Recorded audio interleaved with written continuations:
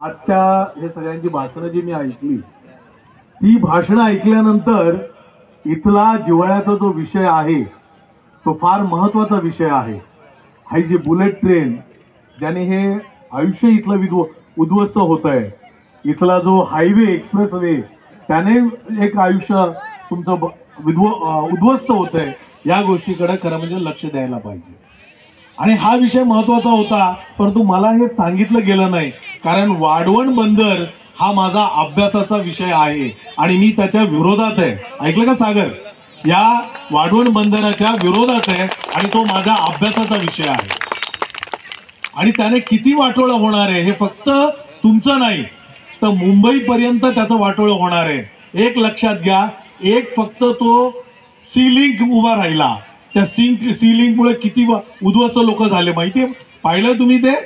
त्याचबरोबर मग विचार करा, एक छोटासा सी लिंक, तिथं भिंत नाही, तिथं काही नाही, तरी एवढं सगळं वाळवंट, तिथं पाणी खूप पुढे गेलेलं आहे, समुद्रात आतमध्ये पाणी गेलेलं आहे. अशी अवस्था असताना वाढवण बंदरामध्ये 11 किलोमीटर जर तो भिंत असेल तर मला सांगा काय उद्ध्वस्त, किती इथल्या लोकांचं आयुष्य उद्ध्वस्त होणार आहे.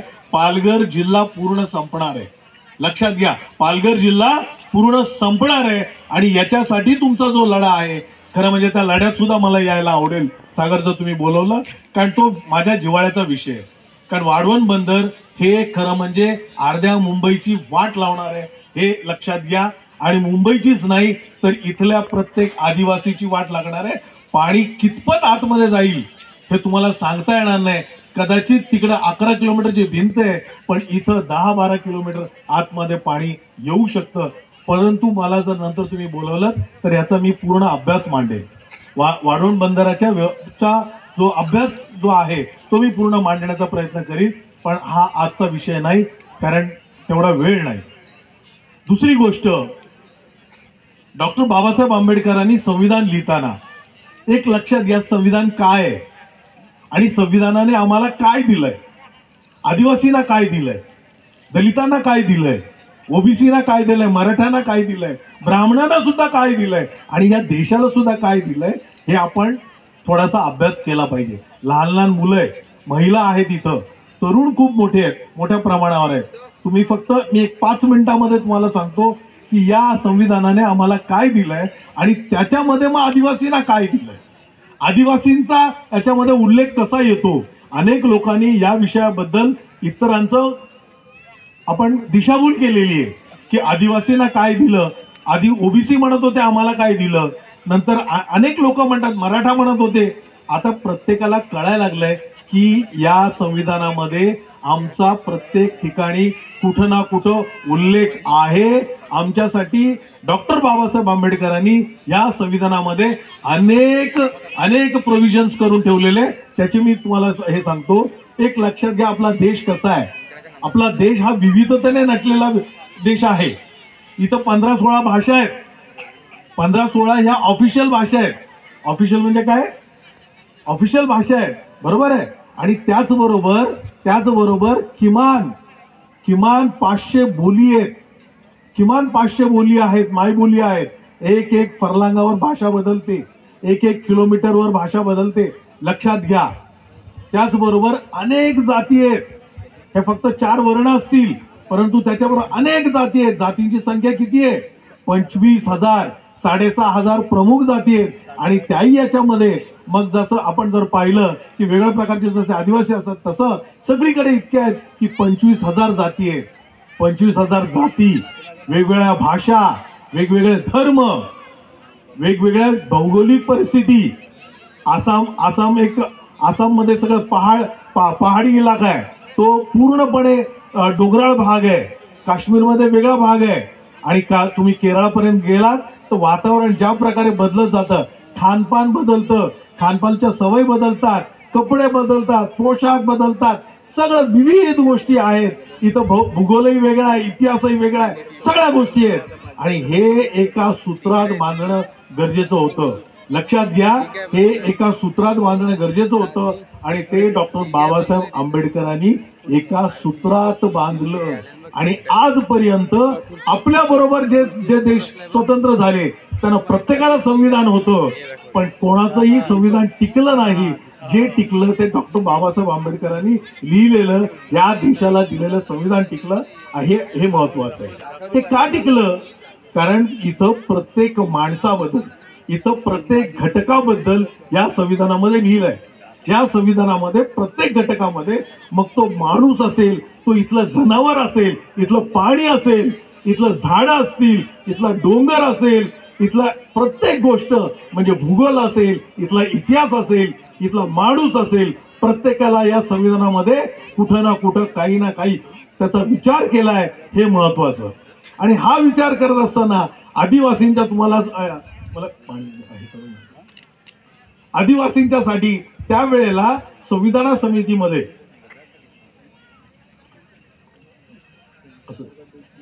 समितीमध्ये एक विचार आला.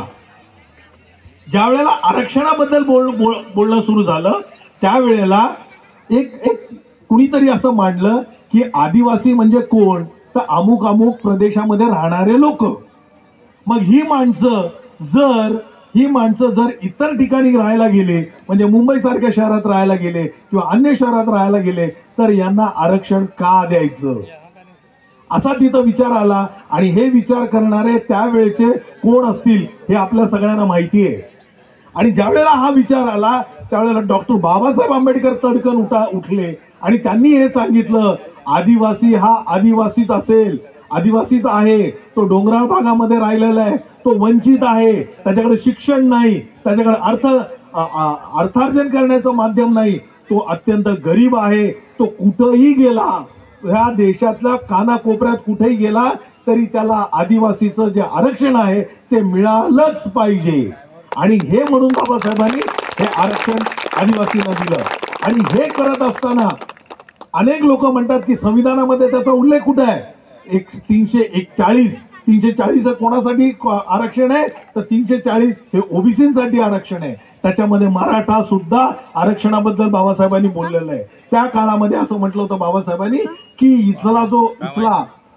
इथली जी माझी जनता आहे, माझे लोक आहेत, हे अशिक्षित आहेत आणि अशिक्षित असल्यामुळं हे मागासलेले आहेत. हे महात्मा फुल्यांनी पण सांगितलं, हे डॉक्टर बाबासाहेबांनी पण सांगितलं. आणि ते म्हणाले की आदिवासी शिकले पाहिजेत, आदिवासी शिकले पाहिजेत, दलित इथला शिकला पाहिजे, मराठा इथला शिकला पाहिजे, ओबीसी इथला शिकला पाहिजे. आणि प्रत्येक जात, प्रत्येक जमात या देशामध्ये शिक्षणाने समृद्ध झाली पाहिजे. शिक्षण हे वाघिणीचं दूध आहे आणि हे प्रत्येकाने प्यालं पाहिजे, हे डॉक्टर बाबासाहेबांनी म्हटलं होतं.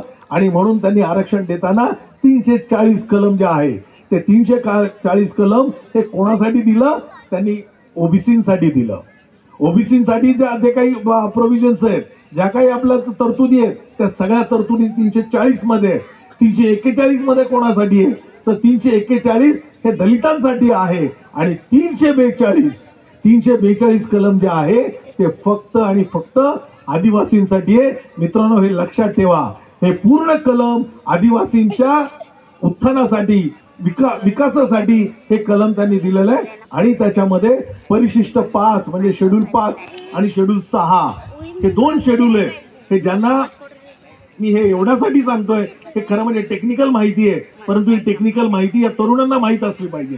जरी लहान मुलं इथं बसलेली असतील तरी इथं तरुण आहेत, इथं महिला आहेत, इथं विद्यार्थी आहेत, म्हणून त्यांना हे कळलं पाहिजे, लक्षात आलं पाहिजे की 342 कलम जे आहे हे डॉक्टर बाबासाहेबांनी दिलं. आणि त्याच्यामध्ये हे फक्त एवढंच नाही केलं, तर 342 कलमामध्ये त्यांनी परिशिष्ट 5 आणि परिशिष्ट 5 म्हणजे शेड्यूल 5 आणि शेड्यूल 6 याच्यामध्ये आदिवासींचा अंतर्भाव केला.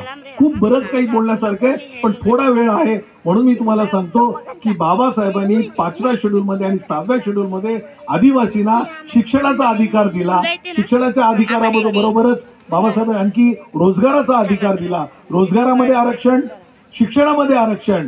आणि त्याचबरोबर बाबासाहेब बिरसा मुंडा म्हणजे आपले धरती बाबा यांच्याबद्दलही कॉन्स्टिट्यूंट असेंब्लीमध्ये विधान म्हणजे जी आपली संविधान समिती होती त्याच्यामध्ये त्यांनी तो उल्लेख केला. आणि त्यांनी सांगितलं की बिरसा मुंडांचं जे बलिदान आहे ते जे हे आदिवासींसाठी आहे याचा उल्लेख त्यांनी तिथं त्यावेळेला केला होता. त्यामुळे हे जर कुणी आपल्याला दिशाभूल करत असेल की आदिवासींसाठी डॉक्टर बाबासाहेब आंबेडकरांनी संविधानामध्ये काय दिलं, तर याला तुम्हाला उत्तर देता आलं पाहिजे. बरोबर आहे की पाचवा आणखी बऱ्याच गोष्टी आहेत त्या सांगायला पाहिजे. बाबासाहेबांनी आणखी काय म्हटलं की आदिवासींसाठी की आदिवासी हा जरी त्याच्या एरियामध्ये राहत असला, हा जरी डोंगराळ भागात राहत असला तरी तो शिकला पाहिजे, तो डॉक्टर झाला पाहिजे, तो आर्किटेक्ट झाला पाहिजे, तो वकील झाला पाहिजे. आणि अनेक लोक मला सांगतात, म्हणजे अलीकडे काही लोक मला सांगतात की आदिवासीने शिकून जर तो शहरात गेला, तो जर मोठा झाला तर हा आदिवासी हे मानसिक जे संतुलन आहे, जे इकॉलॉजी आहे, ते इकॉलॉजी कुठे डिस्टर्ब केली होईल असं त्यांचं म्हणणं आहे. पण माझं म्हणणं आहे आदिवासी हा कुठंही गेला, कसाही गेला तरी शिक्षण, नोकरी आणि उच्च पदाची नोकरी हा घेऊ शकतो. त्याला कारण आहे, तुम्हाला सांगतो त्याला कारण आहे. आदिवासी हा खूप टॅलेंटेड आहे. मी आदिवासी एरियामध्ये फिरलोय, मी पुणे जिल्ह्यातल्या आदिवासी एरियामध्ये फिरलोय, मी नाशिक जिल्ह्याच्या आदिवासी एरियामध्ये फिरलोय, मी अनेक विद्यार्थ्यांच्या संपर्कात आलेलो आहे. या विद्यार्थ्यांच्या संपर्कामध्ये आलेला असताना एक मी पाहिलं की आदिवासींमध्ये जो टॅलेंट आहे तो टॅलेंट इथं शोधला गेला नाही. इथं तो त्याचे टॅलेंट आहे, म्हणजे टॅलेंट कोणतं आहे एक लक्षात घ्या. टॅलेंट त्याच्या ह्या आदिवासी विद्यार्थ्यांमध्ये टॅलेंट कोणतं आहे एक लक्षात घ्या ना. आदिवासी जर डोंगरावर चढायला लागला ते किती फटाफट चढतो बघितलंय आपण सगळ्यांनी, त्याला किती वेळ लागतो. आणि मग हे बाकीचे गिर्यारोहक वगैरे आहेत किंवा डोंगर चढणारे लोक आहेत, ह्यांच्या कितीतरी अगोदर तो वरती चढू शकतो. हे त्याच्यातले गुण आपल्याला हेरलेत का? हे त्याच्या खेळातले गुण तो ऑलिम्पिक मिळवू शकतो. आदिवासी म्हणजे डॉक्टर बाबासाहेब आंबेडकरांनी जे सांगितलंय की ते म्हणाले की आदिवासी हा खेळामध्ये पारंगत आहे. आणि मी हे पाहिलंय लोकांमध्ये की तुम्ही या आदिवासी विद्यार्थ्यांना जर एकत्र केलं आणि त्यांना स्पोर्ट्समध्ये घेतलं, तुम्हाला एक माहित असेल की आपल्याला स्पोर्ट्समध्ये पदकं मिळत नाहीत. का मिळत नाहीत? त्याला कारण आहे. त्याला कारण असं आहे की टॅलेंट जिथं आहे त्या टॅलेंटला तिथं वाव मिळत नाही. हे फक्त वरचे लोक आहेत, तेच शिक्षण घेतात, तेच लोक बाकीचं करतात. मला जाती भेदावर किंवा जातीवर बोलायचं नाही की कोण हे करतं याच्यावर मला बोलायचं नाही. पण मला जे सांगायचंय तुम्हाला की लिंबाराम म्हणजे त्या एक काळ असा आला होता की आदिवासींमध्ये शोध घेतला गेला की यांना कोणत्या स्पोर्ट्समध्ये यांना भाग घेऊ शकतात. एक लिंबारामची निवड झाली. माहिती आठवतं तुम्हाला? लिंबाराम हा आदिवासी होता आणि त्या आदिवासी लिंबारामला त्याला संधी मिळाली. संधी मिळाल्यानंतर त्याने काय केलं, त्या संधीचं सोनं केलं आणि ऑलिम्पिकमध्ये त्याला मेडल मिळालं. लक्षात घ्या, ऑलिम्पिकमध्ये मेडल मिळालं. या आदिवासी टॅलेंटला असं शोधून काढलं पाहिजे आणि त्यांना ही संधी मिळाली पाहिजे. आणि संधी मिळालेली नाही, ते वंचित राहिलेले आहेत. हा वंचितपणा दूर केला पाहिजे. फक्त मी स्पोर्ट्समध्ये नाही सांगत तर आज ज्या राष्ट्रपती कशा झाल्या? टॅलेंट असल्याशिवाय झाल्यात का? आणि त्या पहिल्या राष्ट्रपती आहेत ज्या या स्वतंत्र भारतामध्ये जन्मल्या आहेत. बरोबर, त्या आज त्यांचं ते 1958 साली जन्मले आहेत. त्या पहिल्या अशा राष्ट्रपती आहेत. आणि आदिवासीचे अनेक लोक जर तुम्ही टॅलेंट जर पाहिलं तर हे टॅलेंट खूप चांगलं आहे. आज तुम्हाला माहिती आहे आदिवासींना जो आरक्षणाचं हे मिळालं, त्याची संधी मिळाली. या आरक्षणाचे आज जर तुम्ही मेरिट लिस्ट बघितली तर आज ती ओपनच्या एवढीच चांगली आहे. जर ओपनला 96ला क्लोज होत असेल तर आता ते 88-89 मध्ये आदिवासींना पण क्लोज होते. म्हणजे आदिवासी टॅलेंटेड आहे. आदिवासीला वंचित ठेवलं गेलंय हे डॉक्टर बाबासाहेब आंबेडकरांनी सांगितलं आणि म्हणून बाबासाहेब आंबेडकरांनी आदिवासींना ते आरक्षण दिलं. आता मला एक थोडक्यात आरक्षणाबद्दल तुम्हाला सांगायचंय, कारण खूप महत्वाचं आहे ते जर मी नाही सांगितलं तर ते चुकीचं होईल. आरक्षण काय आहे? आदिवासींना आरक्षण दिलं, दलितांना आरक्षण दिलं, ओबीसीना आरक्षण दिलं, मराठ्यांना आरक्षण बाबासाहेबांनी सांगितलं होतं पण ते दिलं गेलं नव्हतं. कारण त्यावेळेला त्यांनी कमिशन नेमले होते आणि त्या कमिशनवर एक सोपवलं होतं की कोणत्या जाती घ्यायच्या वगैरे. आणि त्या हे बाबासाहेबांच्या नंतर झालं. 1965 साली काकासाहेब कालेलकरचं जो कमिशन आलं त्याच्यामध्ये त्यांनी जाती त्याच्यामध्ये लिहिल्या. परंतु मला जे तुम्हाला सांगायचंय की या आदिवासींना जे काही इथं मिळालं ते आरक्षणामुळे काय काय फायदे असतात आणि काय हा फायदा फक्त केवळ एखाद्या समाजाचा आहे का, केवळ तो दलितांसाठी आहे का, केवळ तो आदिवासींसाठी आहे का, केवळ तो ओबीसींसाठी आहे का? नाही.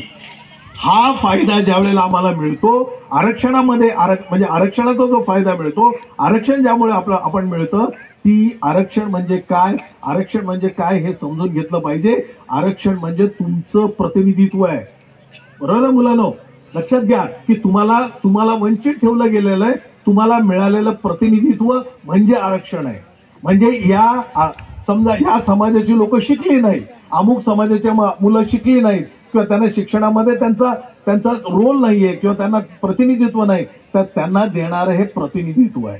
त्याचं कारण तुम्हाला सांगतो.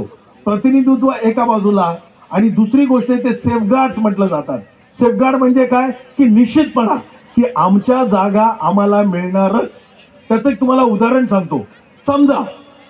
समजा एखादा आदिवासी, एखादा दलित, जर तो 99% मार्क मिळाले, त्याला 100% मार्क मिळाले, आणि दुसरा इतर जातीचा ब्राह्मण विद्यार्थी असेल, त्याला 80% 85% जरी मार्क मिळाले, आणि जर त्या पॅनलमध्ये त्या इंटरव्ह्यू बोर्डामध्ये जर आपल्याला आरक्षण नसेल आणि इंटरव्ह्यू बोर्डामध्ये जर 4 ब्राह्मण असतील, तर ही 4 ब्राह्मण आदिवासीला सिलेक्ट करतील का?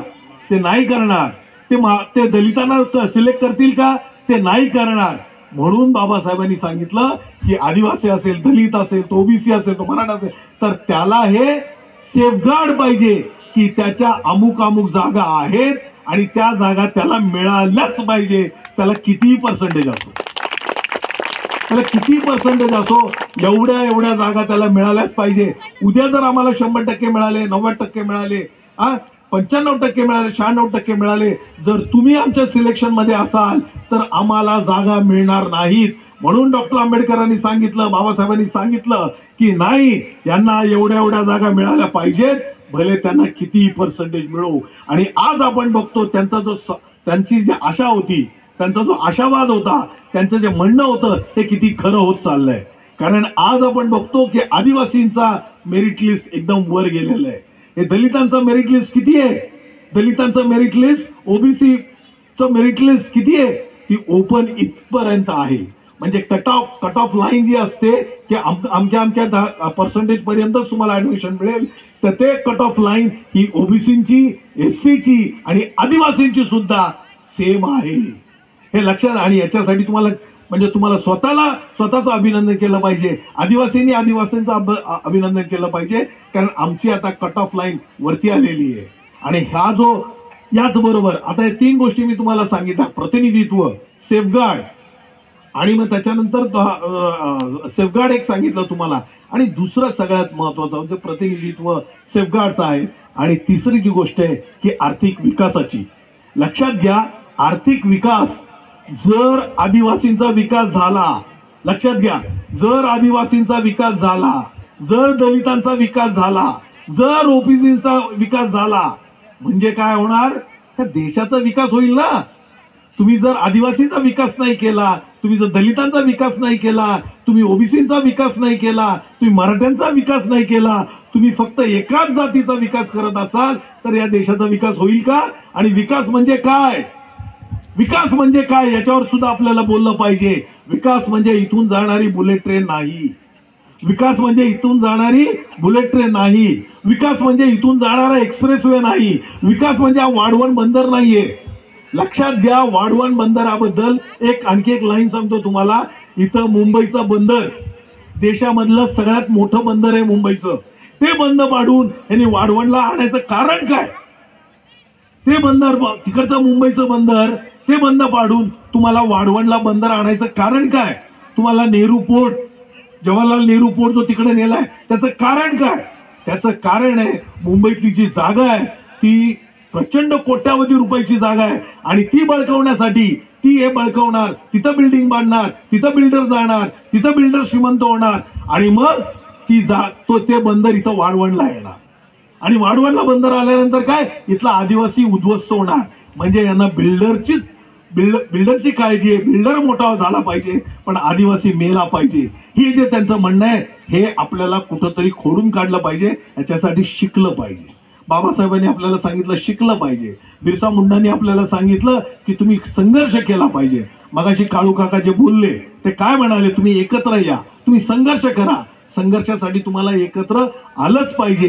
जोपर्यंत तुम्ही एक होत नाही, जोपर्यंत तुम्ही शिकत नाही, तोपर्यंत या देशाचा विकास होणार नाही. मगाशी जे म्हटलं मी की इथला बुलेट ट्रेन म्हणजे विकास नाही, इथला एक्सप्रेसवे म्हणजे विकास नाही, इथला वाढवण बंदर म्हणजे विकास नाही. तर विकास म्हणजे काय, इथला प्रत्येक, इथली स्त्री, इथली प्रत्येक महिला, इथला प्रत्येक मुलगा, इथला प्रत्येक पुरुष, इथला प्रत्येक युवा पिढीतले हे विद्यार्थी, यांना शिक्षण मिळालं पाहिजे, यांना रोजगार मिळाला पाहिजे. म्हणजेच काय तर विकास आहे. प्रत्येकाला विकास मिळाला पाहिजे. हे बुलेट ट्रेन बांधून कुठं कोणाला विकास मिळणार आहे? हे फक्त इकडचा व्यापारी तिकडे आणि तिकडचा व्यापारी तिकडे, बाकीच्यांना कोणाचा विकास होणार आहे? इथला आदिवासी शिकला पाहिजे, इथला दलित शिकला पाहिजे, इथला ओबीसी शिकला पाहिजे आणि तो उच्च पदावर गेला पाहिजे. आणि तो शिकल्यानंतरच या देशाचा विकास होईल. त्याशिवाय विकास हा मानता येणार नाही, तो विकास नसेल. मित्रांनो, मला वाटतं बराच वेळ मी बोललोय, परंतु मला पुन्हा सांगायचंय की वाढवण बंदराबद्दल जर इथला अभ्यासपूर्ण काही मांडणी करायची असेल तर मी कधी यायला तयार आहे, कारण हे वाढवण बंदर कुठल्याही परिस्थितीत होता कामा नये. धन्यवाद मित्रांनो, खूप उशीर झालाय पण तरीही तुम्ही ऐकत होता, चुळबुळ न करता तुम्ही ऐकलं कारण तो विषयच तसा आहे. आणि शेवटी सगळ्यांनी माझ्यासोबत पुन्हा एकदा जय जय धरती आबा म्हणा. जय धरती आबा, जोरात यार, जोरात. जय धरती आबा, जय जोहार, जय भीम, जय शिवराय. धन्यवाद. सरांनी जरा थांबायचं आहे.